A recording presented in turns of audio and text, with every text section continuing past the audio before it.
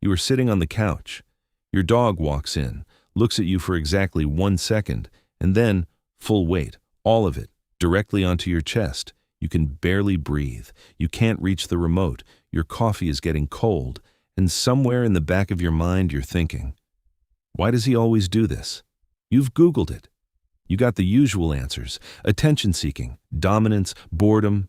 Every answer made your dog sound like a problem to manage. None of them made you feel what you actually feel in that moment, which is something close to being completely chosen.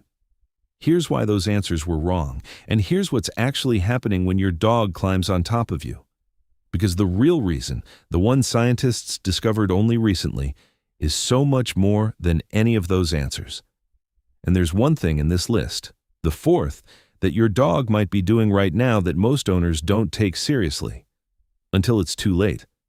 Pay attention to that one. 1. He's not sitting on you. He's treating you. This is where most people stop reading because it sounds like an exaggeration. It isn't. Veterinary behaviorists have documented something called deep pressure therapy in dogs. When your dog presses his full body weight into your chest, not just rests near you, but actively presses, he is performing the same therapeutic function as a weighted blanket. The full weight slows your heart rate. It signals your nervous system to downregulate. Your cortisol drops. Your breathing slows. The research on this is not new. Weighted pressure therapy has been used in clinical settings for anxiety, PTSD, and sensory processing disorders for decades. Dogs figured it out without reading a single paper. Here's the part that should stop you. Your dog doesn't do this randomly. He detects the shift first. Cortisol changes the chemical composition of your sweat. Adrenaline changes your breathing pattern. Muscle tension changes your body temperature in ways that are imperceptible to you and completely obvious to an animal with 300 million olfactory receptors. He smells your bad day before you've even processed it yourself. And then he climbs on you. Not to be annoying, not because he wants something, because something in his wiring registers your distress and sends him directly to you to fix it. Nobody taught him this. There is no command for it. It is built into what he is, and if you push him off in that moment, which most people do because it's inconvenient, because you're on a call, because you're watching something, he doesn't understand the rejection. He just knows he tried to help, and you said no. He'll try again tomorrow. He always does. 2. You are the only safe place that exists in his world. Think about the last time something scared your dog. A thunderstorm, fireworks, a car backfiring, the smoke detector going off at 2 a.m. What did he do? He didn't go under the bed. He didn't go behind the couch. He didn't find a corner and wait it out. He found you, and he climbed on you. He could have hidden anywhere. Dogs are extraordinarily good at finding small, dark, safe spaces. It's an ancient survival instinct. But he bypassed every one of those options and came to you instead. Research from the University of Veterinary Medicine in Vienna established this formally. Dogs form attachment bonds with their owners that are structurally identical to the bonds human infants form with their primary caregivers. The technical term is secure base effect. In plain language, you are where safety lives. You are not a person he likes. You are the definition of safe that his brain built over years of being with you. When he climbs on you during a storm and you pull him close and say something stupid like, "It's okay, buddy," in a voice you would never use with another human, 2 things are happening simultaneously. His nervous system is calibrating to your heartbeat, and yours is calibrating to his. You both settle. Neither of you could explain why. The science can. You are each other's nervous system regulators. The climbing is just the mechanism. The actual thing happening is physiological synchronization between 2 species that have been doing this together for 15,000 years. 3. He is marking you. And every other dog already knows. Your dog has scent glands in his paws. They produce a unique chemical signature specific to your dog alone. Every time he presses his paws into your chest, your legs, your lap, he is leaving invisible chemical markers on your body and your clothes. He is not doing this to be dominant. The dominance theory of dog behavior has been thoroughly discredited by modern science. It came from observations of unrelated wolves in artificial captivity and has nothing to do with how dogs actually relate to the people they love. What your dog is doing is something entirely different. He is creating a shared scent. The same behavior happens between bonded dogs. They press against each other, sleep on each other, mark each other. It creates a chemical signature that says, "We are one group. We belong together." When your dog marks you with his paws, he is including you in his group, chemically, biologically, in a language that has existed millions of years before either of your species could form a word. And here's the part that's genuinely remarkable. Other dogs can smell it on you. When you walk past a strange dog at the park and it sniffs your leg with unusual interest, it's reading your dog's message. The message is simple and entirely non-negotiable. This human is taken. Your dog marked you before you left the house this morning. He'll do it again when you get home. Not because he's bored, because you belong to him and he wants every other creature on earth to know it. 4. He might be smelling something your doctor hasn't found yet. This is the one I mentioned at the beginning, the one that matters most, the one that most people dismiss and then remember later. Dogs have been formally documented detecting cancerous tumors, oncoming epileptic seizures, and dangerous blood sugar drops, sometimes weeks before any medical test showed anything abnormal. The mechanism is not magical. It is biochemical. Cancer cells produce specific volatile organic compounds that differ from healthy cells.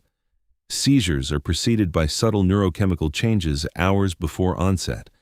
Hypoglycemia produces specific metabolic byproducts. A dog's nose can detect concentration changes at the level of parts per trillion. To give you a sense of scale, that is the equivalent of identifying one specific drop of liquid in 20 Olympic-sized swimming pools.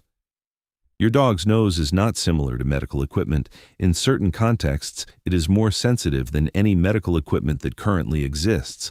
So when your dog suddenly starts climbing on you and pressing his nose insistently into one specific area of your body, over and over, refusing to stop, refusing to be distracted, that is not random. That is not attention-seeking. That is your dog performing a detection behavior on a specific location because something there is chemically different from what he expects. If your dog has started doing this recently and it is focused on one area and it is new behavior, mention it to your doctor. Not because your dog is definitely detecting something, because the documented cases of dogs detecting what was later confirmed by medicine are numerous enough and serious enough that you should not dismiss it. Your dog is paying attention to your body with equipment you don't have. It costs you nothing to listen. 5. He can't reach your face any other way. Dogs greet each other nose to nose. That is the primary greeting, direct contact at the same height. The problem you present your dog with every single day is that you are impossibly tall. You are a skyscraper that occasionally bends down. When your dog climbs on you, sometimes the only thing he is doing is trying to get to your face, to be at eye level, to do the thing dogs do when they say hello to someone they love. To your dog, separation has no time component. His brain has no mechanism for, "I was only gone 20 minutes. You walked out of the door and ceased to exist. And then you reappeared."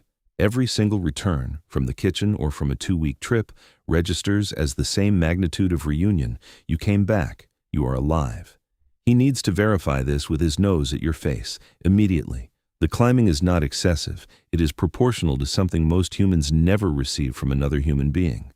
Complete devotion, every single day. 6. You built this together and you don't even remember when. Think about the first time your dog was small enough to fit in your lap, and he climbed up there and looked at you. What did you do? You laughed. You said something in a completely different voice, higher, softer, ridiculous. You touched him. You kept him there. His brain recorded that moment perfectly. Climbing on the human produces laughter, contact, soft voice, full attention. So he did it again. And you responded again. And even when you tried to stop it, even when you said no, get down, come on, you said it while laughing. You said it while still petting him. You said it while making the soft voice. To him, that was not a correction. That was an enthusiastic invitation to continue. He went from 8 pounds to 70, and the strategy still works because you are still responding. You are not the victim of his persistence. You are his co-author. You built this together, one response at a time, across years. And the reason you can't stop it now, the real reason, is that somewhere in the middle of building this habit, you both also built something else, something that has no name. Just the weight of him on your chest, and the way you both breathe slower when he's there. 7. There is no other reason. It was always just this. Sometimes there's no storm, no cortisol spike, no medical signal, no scent marking agenda, no greeting instinct misfiring, no conditioning loop playing out. Sometimes your dog climbs on you at 9 in the evening when nothing is happening, when you're just sitting there existing, and presses his side against yours and exhales, that long, slow, completely boneless exhale that drops his entire weight into you. And there is no explanation that makes more sense than this. You are the best thing in his world. Not one of the best. The best. Dogs are contact creatures from the moment they are born. The pile of siblings, the warmth of the mother, the safety of bodies touching. That instinct never leaves. It just transfers. And when it transfers to you, when you become the pile, something happens in his brain that nothing else in his life produces. His oxytocin surges, his heart rate slows, his cortisol drops.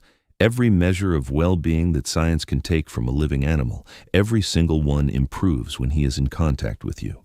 You are not his owner. You are his nervous system. You are the thing his body needs to feel okay. The sound of your heartbeat under his ear is the only thing in this world that makes complete sense to him. He doesn't have a word for what you are. He has never needed one. He just climbs on you. He puts all of his weight against you, and he stays there until one of you has to move. Because the only thing better than being near you is being on top of you. And the only thing better than that is being so close that he can feel your heartbeat and you can feel his, and for a moment, just one moment, neither of you is anywhere else at all. Now you know. Now. Next time he walks in and locks eyes with you and starts the slow motion approach, you'll know what's coming, and you'll know what it means. He's not being demanding. He's not being dominant. He's not seeking attention in some manipulative way that needs to be corrected. He is doing the most honest thing a living creature can do. He is putting himself as close to the thing he loves most as physically possible, and he is staying there. Because you are safe, because you are home, because in 15,000 years of living beside humans, your dog species never found anything better than this. A person, a heartbeat, the weight of being chosen completely and without condition every single day. Let him climb. He won't always be able to. Write your dog's name in the comments, just the name, nothing else. And subscribe. Every video here shows you what your dog has been trying to say all along.